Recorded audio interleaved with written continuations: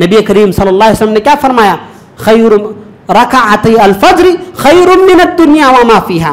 फजर की दो रकातें दुनिया में जो कुछ भी चीजें हैं उन तमाम चीजों से सबसे ज्यादा बेहतरीन इबादत है।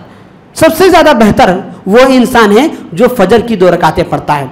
हमारे पास चाहे कितना मालो दौलत क्यों ना हो, हमारे पास चाहे कितनी भी प्रॉपर्टी क्यों ना हो, लेकिन अल्लाह रब्बुल आलमीन के पास हकीकी मानों में मालदार वही इंसान है जो इंसान 2 रकात सुन्नतें पढ़ लेता है फजर की। नबी करीम सल्लल्लाहु अलैहि वसल्लम ने सही बुखारी के हदीस में क्या फरमाया, अद्दुआ मुख्खुल इबादा, दुआ इबादत का मग़ज़ है। कहा मग़ज़ किसे कहते हैं, जिस तरह से माउस की छिलटे के अंदर जो चीज़ होती है, जिस तरह से वो असल चीज़ होती है, उसी तरह से इबादत का जो असल मग़ज़ है वो क्या है, दुआ है।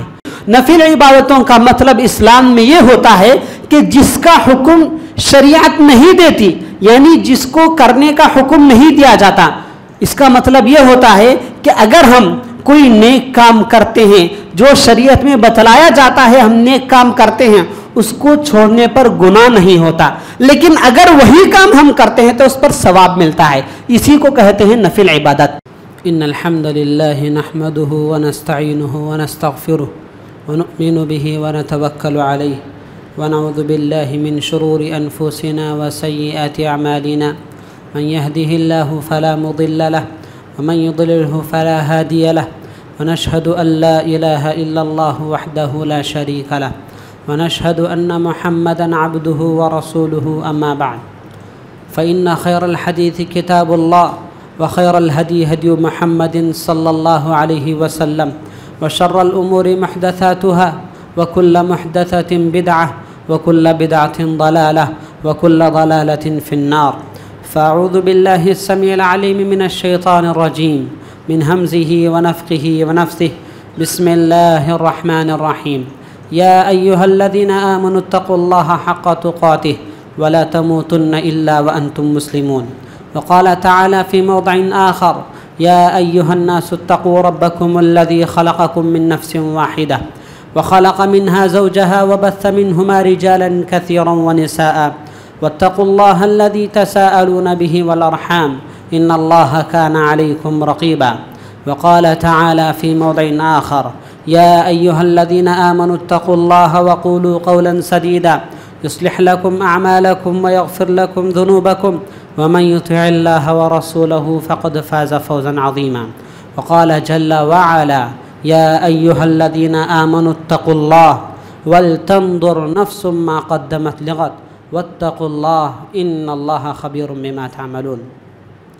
मुअज़्ज़ज़ हाज़रीन, बुज़ुर्गान दीन, अज़ीज़ नौजवान साथियों और इस्लामी ख़वातीन, अल्लाह रब्बुल आलमीन का बेपाया शुक्र एहसान है, उसका फ़ज़्ल व करम है कि उस अल्लाह रब्बुल आलमीन ने हम तमाम मुसलमानों को जुमा के इस मुबारक दिन में कुरान और हदीस की बातें सुनने और सुनाने का मौका इनायत फ़रमाया है। दरूद व सलाम हो आखिरी नबी जनाब मुश्तबा मुहिब मुस्तफ़ा नबी करीम मुहम्मदुर रसूलुल्लाह सल्लल्लाहु अलैहि वसल्लम पर, जिनकी मेहनतें और जिनकी कोशिशों के बिना आज हम तक ये इस्लामी तालीमात पहुँची हैं, और सहाबा कराम रिज़वानुल्लाहि अलैहिम अजमाइन पर, जिन्होंने नबी करीम सल्लल्लाहु अलैहि वसल्लम की इस दावत को दुनिया के कोनों कोनों तक पहुँचाने के लिए अनथक कोशिशें की।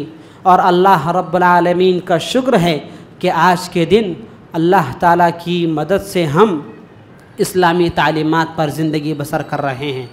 और वही इस्लामी तालीमात जो नबी करीम सल्लल्लाहु अलैहि वसल्लम ने अहादीस में बतलाया, और वही इस्लामी तालीमात जो नबी करीम सल्लल्लाहु अलैहि वसल्लम ने अपने सहाबा कराम रिज़वानुल्लाहि अलैहिम अजमाइन को बतलाया। तो अब हमारी ये ज़िम्मेदारी बनती है कि हम जो कुछ भी तालीम नबी करीम सल्लल्लाहु अलैहि वसल्लम की अहादीस से सीखते हैं, तो हम पर यह ज़िम्मेदारी बनती है कि अब हम ज़िंदगी की आखिरी सांस तक उस पर अमल करते हुए अपनी सांसें ख़त्म करें। मुअज़्ज़ज़ हाज़रीन, जो आयतें मैंने आपके सामने पढ़ी, उन्हीं आयतों में से एक आयत मैंने आपके सामने ये भी पढ़ी थी, जिसमें अल्लाह रब्बुल आलमीन ये तालीम देता है, या अय्युहल्लज़ीना आमनुत्तक़ुल्लाह, ए ईमान वालो, अल्लाह रब्बुल आलमीन से डरो। वल तंदुर नफ्सुम मा क़द्दमत लिग़द, और गौर व फिक्र करो कि कल के दिन के लिए तुमने आगे क्या भेजा है।